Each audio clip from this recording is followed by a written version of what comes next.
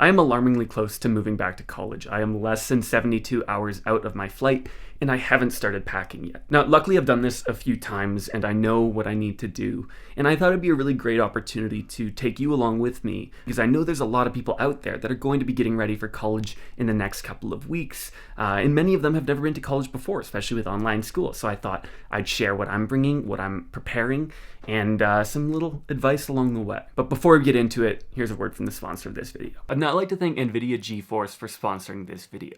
As many of you may know, for the past couple of years, I've been operating between two computers, a laptop and a desktop that I built myself. The main reason that I built a desktop was to have a dedicated graphics card, or GPU, for multimedia and AI work, as well as gaming. And while this setup has worked really well for me outside of school, the main drawback of my desktop is that I can't pick it up and bring it on a plane and into a dorm room and around with me.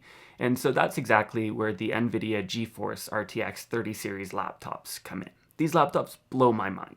Inside a thin, compact, and sleek form factor, you have a dedicated, award-winning NVIDIA GPU. That's right, inside this laptop that is about as thick as my finger is a 3070. What this means for me is I can do all the computationally intensive multimedia and AI work that I need to do as a student on a portable and compact device that makes sense for my lifestyle. You might remember a couple of years ago I decorated my apartment using AI. In particular, I used generative adversarial networks to create these pieces, and since then I've expanded this project just for fun. The code for this project is written in Python and uses PyTorch. In order to get the style elements out of a painting so that you can apply it to a photo, you need to train a model. The difficulty with training models is always time on hardware. If you don't own your own hardware, you're stuck relying on cloud credits or time in a lab, and that can make it really hard to iterate quickly. Say you want to try a bunch of different paintings and see which one has the best effect. Well, if you can only train one model a day because you don't have ownership of your hardware, your project gets drawn out further and further. Having a laptop with a dedicated NVIDIA GPU in it, though, allows me to train these models locally really quickly. With the dedicated RTX 30 series graphics card, I'm able to use CUDA to accelerate the local training of these models, and thus be able to iterate at the speed that I actually want to in order to get my projects done. NVIDIA GPUs make it possible to parallelize your workload, meaning that if you have a really computationally intensive task, like training a neural network or doing a large amount of data analysis for your work as a student, either studying computer science or data science, etc., then you'll be able to get your work done a lot faster and iterate much more quickly with an NVIDIA GPU.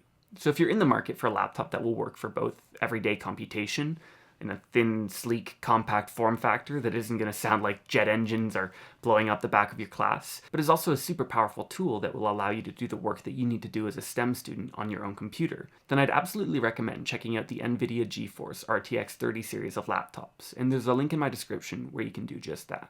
Okay, so first up I want to talk about school supplies because I think a lot of people get school supplies wrong. When they are going to college, especially for the first year, they think that they're going to need all sorts of supplies, and I've just really not found that to be my experience. My experience is that if you're investing in school supplies, go for quality over quantity. So it's much better to have one really nice mechanical pencil and a couple of really nice pens, have good paper, rather than spreading yourself really thin and buying a bunch of notepads and a bunch of different things that you probably won't end up using. So I'll share with you the things that I use. Okay, so first of all, I have this hard shell pencil case that I've had. It's tiny. I've had it since middle school. You can see on the inside here, there are just two little pockets that hold everything that you need. I have a mechanical pencil that I've had since high school. It's a Uniball Kurutoga. It's an aluminum pencil. I have an eraser, extra pencil, graphite, and then I've just got some Muji pens that I really like. They're just gel pens. And that's my setup, and it's been my setup literally since high school, some of it since middle school, and it works really well for me. The next thing is paper. Now, I'm a bit of a nerd when it comes to paper. I'll say it straight up. You can just get any, notepad and you'll be fine. If you're looking for really nice paper, I really recommend this brand. It's Rhodia. I get these lined sheets. They're essentially pads. They're perforated at the top so you can tear them off, and they're hole punched, and it's some of the nicest paper to write on that I've found. It's pretty expensive, but for me, I'm investing in quality over quantity, so I'll get like one or two of these notepads, and in my programs at least, where it's not super heavy writing, these get me through a semester. And with that, I'll literally find the cheapest binders possible at a thrift store. Doesn't matter what binder you have. Don't buy expensive binders. Don't buy crazy binders. Just, get something that will hold your paper and keep it safe, because that's the only functional purpose of a binder, in my opinion. So then the final thing for school supplies, I always keep notebooks. So I have one notebook that is just kind of like my sketchbook that I'll keep in my bag. Might be lined, it might be dotted, it might be grid. Doesn't really matter. I really like, the brand is Leuchtturm 1917. You can see that there. It doesn't really matter what brand you get. I just find that when I have nice paper and nice writing implements, I'm far more inclined to actually write and to actually enjoy what I'm doing. And so for me, it's a worthwhile investment to maybe spend $15, $20 on a notebook rather than spending $4 or $5, because over a semester it'll pay off. But you might not be like me, and it's definitely not the only way to go. And then finally, school supplies. I have a planner. I actually manufacture this planner and sell it myself on my website. There's a link in the description. I think a planner is really important for college. So the format of this planner is pretty straightforward. I've just got a schedule portion, a goal portion, motivation for the day, happiness reflection at the end of the day, and then a to-do list. And I've done videos on how I plan my days in college in the past. I'm a big fan of time blocking, so you can kind of see, if you look at one of the schedules, for example, you'll see, if you can read my writing, which you might not be able to do. You can see that I've kind of blocked out time for my classes and then the different things that I want to do during the day. I write some motivation, I've got some goals for the day, do a happiness reflection. And for me, I just find this is a really good way of staying on top of things, doing the things that I need to do, while also doing the things that I want to do and taking care of myself. I want to talk about electronics now, and I'm obviously in a bit of a weird situation because of YouTube, where I have all my camera gear, the tripods, the audio setup, and so on that I need to take with me. But for most people, really, again, thinking about concentrating your investment into the things that are actually going to increase your quality of life and increase your ability to succeed in school, really the only electronic that I think is worthwhile investing in is a laptop. I think a lot of people in first year make the mistake of buying things like printers and so on without actually knowing if they'll need them and without experiencing what the college has to offer. For example, I do all my printing in the library. And a good laptop is going to make your life a lot better in college. It's one of those things where you just don't want it to get in your way. When you're writing an essay at the last minute or you're trying to run your code, you don't want your computer blue screening or, dying on you. That's happened to some of my friends in really critical periods during exams, and it's the worst thing in the world to have your laptop dying on you during exams. So beyond the obvious chargers, power cables, etc., a laptop is the only thing that I think merits investment from a technology perspective. That includes headphones. The headphones that I use, I've invested a lot of money in different headphones over the years, noise canceling, AirPods, etc. The ones that I use the most are wired, I think they're called earbuds, just the wired Apple, I think $15 on Amazon, something like that. I use them the most. So you might be noticing a theme, and that is sometimes less is more. And I'm not talking fully minimalist, but I'm saying focus in on investing the limited money that you have on the things that are actually going to make your life better. So rather than buying kind of gimmicks, things that you might not need, and wasting your money on that, and shorting the things that might actually make a difference, things like nice paper, notebooks, nice laptop, and so on. Focusing on investing in those things first, and then if you need those kind of auxiliary things like printers and so on, later on, you can always get them later on. Okay, let's talk about a major source of insecurity for me in my first year of college, and that was clothes and how do you put outfits together and so on. And I'm no fashion icon, but I'm definitely a little further ahead than I was then.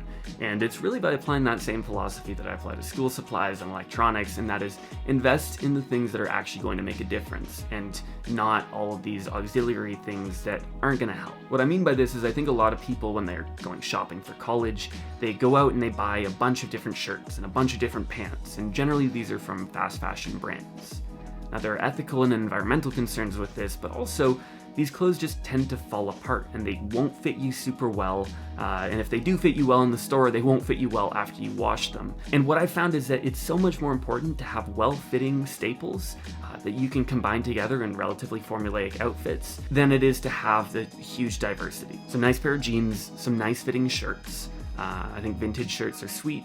Stay away again from fast fashion because those shirts will fall apart. Some nice sweaters I think is super important. In the fall and the winter, it gets cold, so have some nice, knit sweaters. From a shoe perspective, just some neutral shoes that are gonna be comfortable. You're gonna be walking around a lot, so whether they're running shoes, whether they're Air Forces, Vans, whatever's comfortable, whatever's affordable to you. I think just neutral quality staples that you can combine together into relatively put together outfits are gonna get you so much further than investing in this wide variety of relatively cheap clothing. that's going to fall apart, that's going to sit poorly on you, and that's going to carry with it ethical and environmental concerns. And then they're just fun accessories that you can put on top of that. I mean, if you're into jewelry, if you're into sunglasses, if you're into watches, those types of things, you can always bring an outfit a little bit further up from being basic with the addition of accessories. So I'm just trying to emphasize again this philosophy of invest in the things that are actually going to make a difference. This is kind of the Pareto principle, the 20% of things that have 80% of the effect.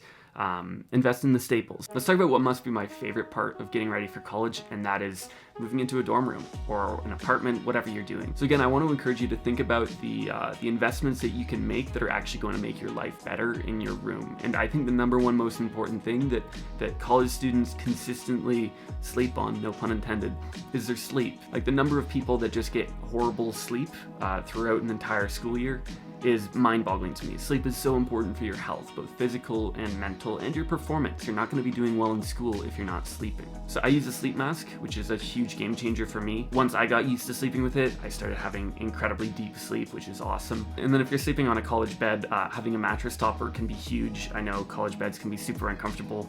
You can get a memory foam topper for like not that much money that will increase the comfort of your bed by a huge amount. Get some quality bedding. Doesn't have to be breaking the bank. You don't have to go for the crazy Egyptian cotton stuff. And then finally, you want your room to be just a place where you can kind of relax and let your mind go. College can be so go all the time.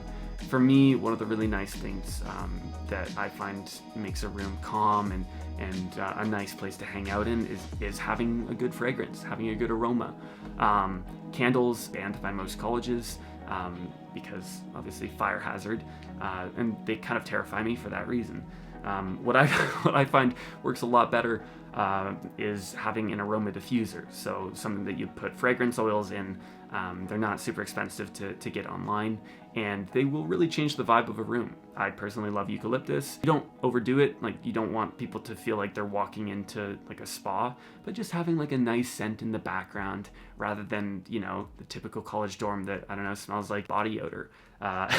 It's again gonna make your room just feel calm and like a place where you actually want to be. Okay, let's talk final odds and ends here. Mostly health related. I think really I just want to emphasize take care of yourself in the ways that might seem obvious but can really slip away from you in college. And the problem with them slipping away is at first it might not affect your life until it really does, and that usually happens at crunch time around midterms and exams. And so setting yourself up with good habits early, surrounding things like hydration, right? Having a good water bottle, I think, is super important. Things like nutrition, figuring out, okay, what am I going to be eating, when, and so on. If you're cooking for yourself, how do you do groceries, and so on. If you're on a meal plan, figuring out, you know, what are the good options for me so that my body is getting the fuel that it needs for academic and physical performance. Along that, taking a multivitamin can be really good for you. You don't want to be, you know, lacking on your vitamins and being nutrient deficient or, you know, anemic come the winter, especially when you have crunch time and you're not getting that sunlight. So really, I would just emphasize these things, right? We already talked about sleep. That's super important for your health. Hydration, eating nutritious food, taking your vitamins. It sounds obvious. I sound like I'm like a parent talking to you. But trust me, if you don't do these things, they catch up with you eventually. And when they do, it's not pretty. But yeah, that kind of concludes what I'm doing to get ready for college. The main takeaway that I hope that you took from this is this philosophy of invest in what will actually make a difference and not all of these, you know, different assorted things that might look fun and might look like you might need them, but are actually taking your money and your space away from the things that will improve your life. So hopefully this is helpful to you in some way.